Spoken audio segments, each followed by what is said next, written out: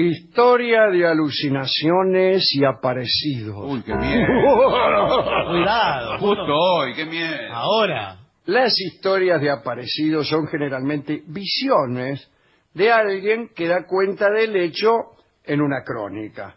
El espectro citado conseguía entidad como tal cuando su aparición era certificada por un segundo personaje que lograba verlo. Claro. O sea, si vos ves un fantasma, vas a encontrar, vio un fantasma, qué sé yo.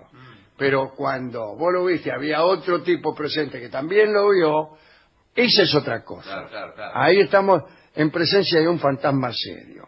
En muchas ocasiones, esa presencia espectral seguía siendo dudosa para los escépticos que desconfiaban del cronista y del amigo.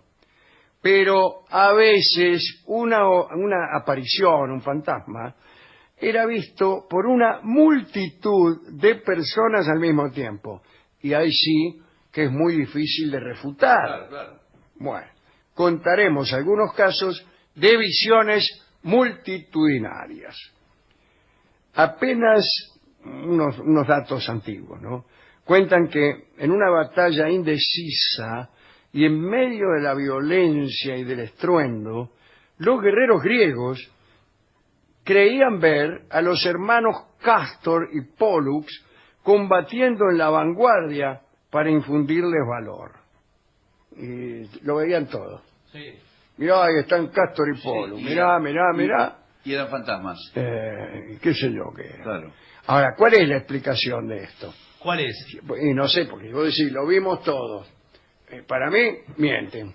No, bueno. Mienten todos, todos señor. a la vez. Todos a la vez mienten. mienten. ¿Nunca vio mentira todos a la vez? Yo sí. Bueno, otra historia. Los escandinavos decían ver en medio de las luchas a las nornas, las damas del destino, que eran los seres que elegían a los que debían morir. Y por ahí estabas en la batalla y la veías a las nornas. Yo sí. Y eso lo decían muchos. Y si lo digo yo solo, no es nada. Claro, ¿no? Este mucho. también la vio, este también, Sí. ¿lo vimos? Todos lo vimos, ¿no es cierto? Sí, yo la vi. La vimos. Una historia aparece entre los cristianos. Fue glosada por Bernal Díaz del Castillo, uno de los compañeros de Hernán Cortés en su conquista de México.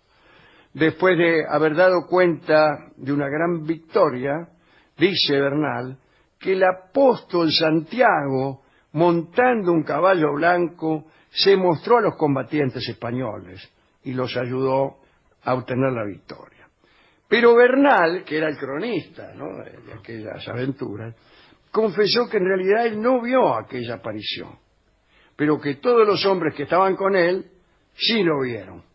Y el propio Bernal escribió en su crónica, a modo de lamento, «Pecador de mí, ¿quién soy yo para ser admitido al favor de ver al bienaventurado apóstol?» Él creía que por ser demasiado pecador no le había sido concedido el don de ver al apóstol Santiago que todos habían visto. Otra aparición para multitudes ha citado el escritor escocés Patrick Walker a fines del siglo XVII. Sobre él ha escrito Sir Walter Scott. Dicen que por espacio de muchas noches se reunió un gran número de personas en las cercanías de Cosford Boat, a 2 millas de la localidad de Lanark. Y aunque parezca absurdo, esta gente se reunía para admirar a unas compañías de hombres marchando en buen orden que luego de un rato desaparecían en un destello. Patrick Walker fue y no veía nada. No vio nada. Fue a una de esas reuniones. Sí. Y escuchaba los comentarios. Uy, mirá, ahí vienen, qué sé yo.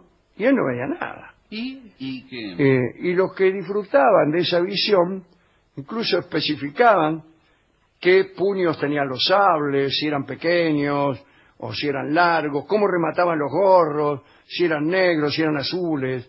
Participaban todos de una fiesta espectral, menos Walker, que se quedaba afuera porque no veía nada.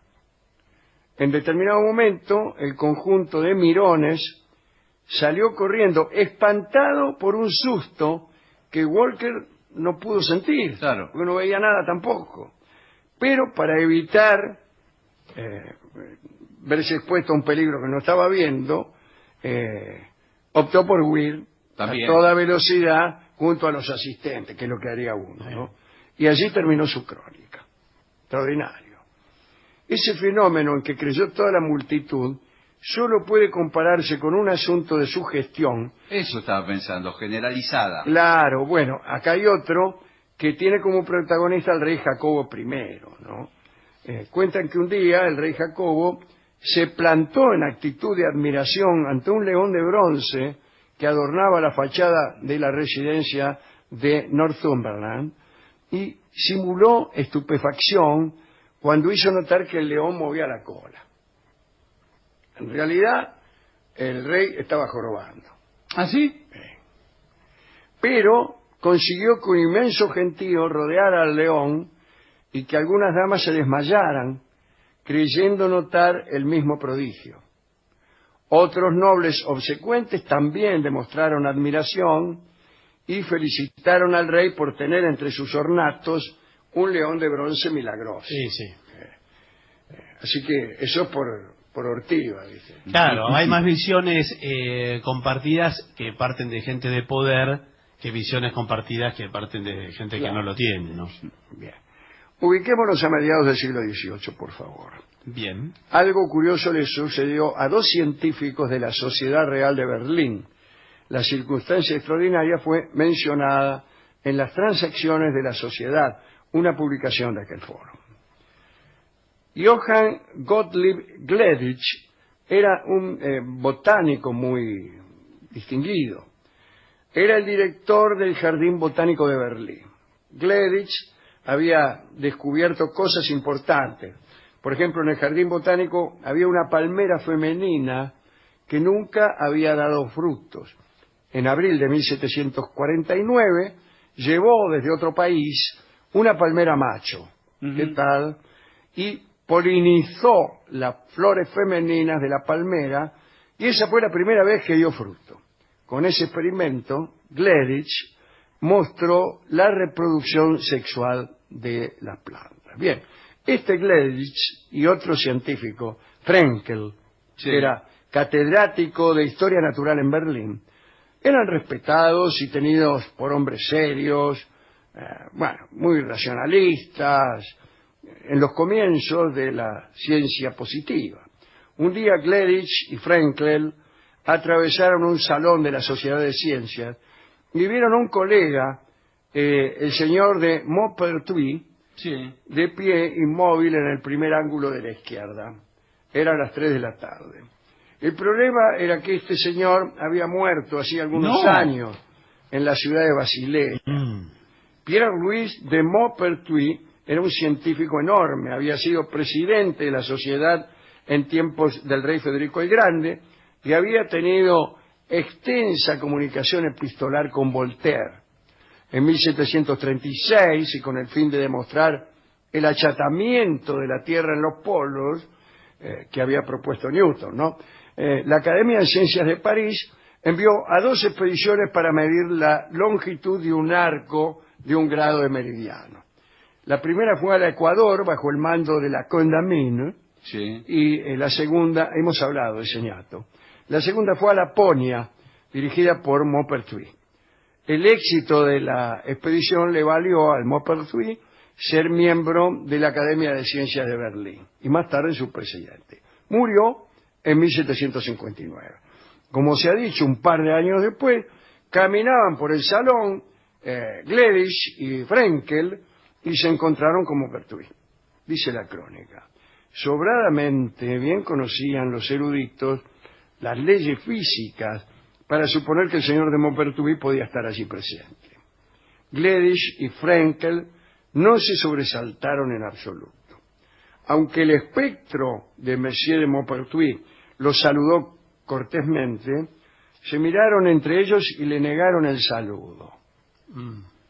Dice la crónica: ante una pugna para determinar quién de los dos era más animoso en su racionalismo, decidieron no devolver la cortesía y certificar mutua y tácitamente que no estaban ante la presencia de un fantasma.